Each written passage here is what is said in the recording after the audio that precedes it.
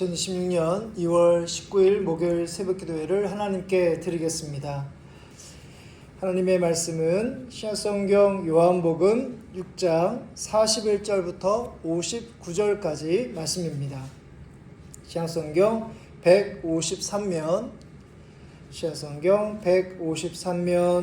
요한복음 6장 41절부터 59절까지 말씀 한 절씩 교독하겠습니다. 자기가 하늘에서 내려온 떡이라 하심으로 유대인들이 예수에 대하여 수군거려 이르되 이는 요셉의 아들 예수가 아니냐.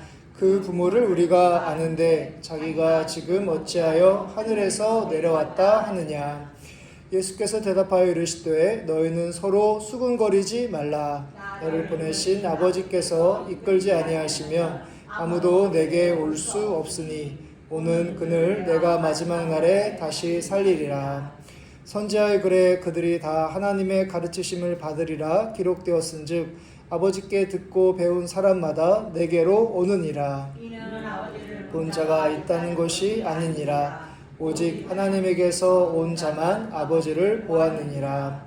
진실로 진실로 너에게 이르노니 믿는 자는 영생을 가졌나니 곧 생명의 떡이니라. 너희 조상들은 광야에서 만나를 먹었어도 죽었거니와 하늘에서 내려온 떡이니 사람으로 하여금 먹고 죽지 아니하게 하는 것이니라. 나는 하늘에서 내려온 살아있는 떡이니 사람이 이 떡을 먹으면 영생하리라. 내가 줄 떡은 곧 세상의 생명을 위한 내 살이니라 하시니라. 유대인들이 서로 다투어 이르되 이 사람이 어찌 능히 자기 살을 우리에게 주어 먹게 하겠느냐.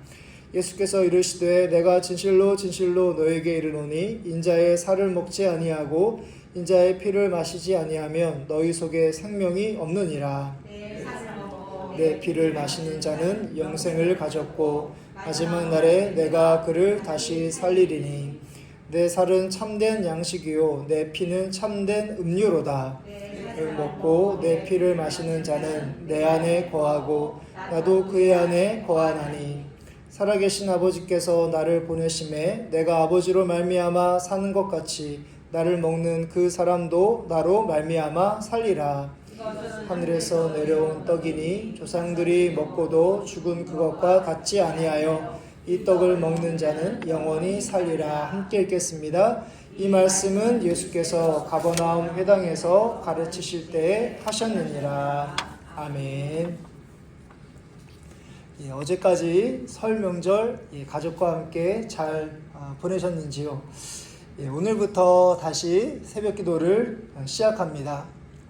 오늘 말씀은 6장의 거의 끝부분으로 앞부분의 내용을 잠깐 소개하려고 합니다. 요한복음 6장에는 가장 먼저 예수님이 오병이어로 5,000명을 먹인 표적이 나오고 사람들의 피로를 넘치도록 채워주시는 분이심을 우리에게 보여주십니다. 그리고 이어서 예수님께서 물 위를 걸어 제자들에게 오심으로 예수님께서 만물을 다스리시고 주관하시는 분이심을 보여주고 있습니다. 그리고 오늘 말씀 직전에서 예수님 자신을 생명의 떡으로 소개하시며 자신을 믿는 자는 영원히 목마르지 않을 것이라고 말씀하십니다. 오늘 말씀은 이에 대한 유대인의 반응으로 시작하는데요. 그들은 예수님을 의심합니다. 41절부터 42절의 말씀을 보면 자기가 하늘에서 내려온 떡이라 하심으로 유대인들이 예수에 대하여 수군거려 이르되 이는 요셉의 아들 예수가 아니냐. 그 부모를 우리가 아는데 자기가 지금 어찌하여 하늘에서 내려왔다 하느냐. 예수님은 지금 그분의 고향인 갈릴리에 계시는데요. 고향 사람들은 예수님을 요셉의 아들로 알았기에 생명의 떡이라고 하시는 예수님의 복음을 의심하고 거부하고 있습니다.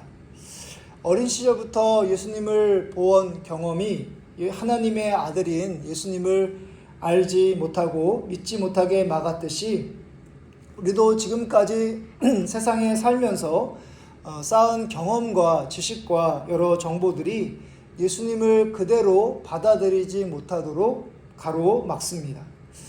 말씀으로 이 세상을 창조한 사건부터 시작해서 앞서 말한 오병이어의 기적, 그리고 앞으로 보게 될 십자가에 죽으시고 부활하신 사건까지 우리가 직접 경험한 것만을 믿는다면 우리가 이 모든 것을 믿기란 쉽지 않을 것이고 진리로 받아들이기란 말처럼 쉽지 않을 것입니다.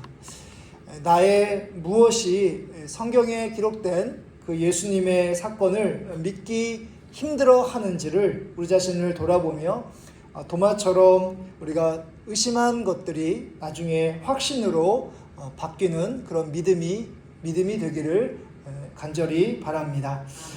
그들의 반응에 대하여, 유대인들의 반응에 대하여 예수님께서는 하나님께서 이끄시는 자만이 예수님에게 올 수 있다라고 말씀하십니다.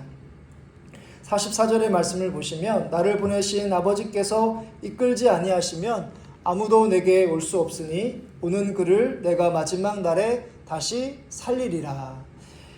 예수님은 요셉의 아들로만 생각하는 그들을 결코 정죄하지 않으십니다. 그렇다고 예수님은 그들을 강제로 예수님을 하나님의 아들로 믿게 하시지도 않으십니다. 예수님은 그분을 믿는 믿음이 하나님의 주권에 달려 있다고 말씀하십니다. 43절부터 46절에서 자주 나오는 그런 구절 또는 단어가 있다면 그것은 아버지 또는 하나님 아버지입니다.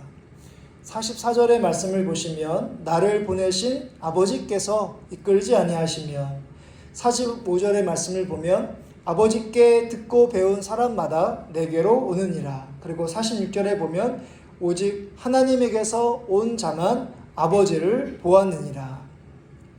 예수님은 하나님의 아들로서 자기 마음대로 하지 않으시고 복음을 전하되 열매는 철저하게 하나님의 주권 아래에 있음을 인정하십니다.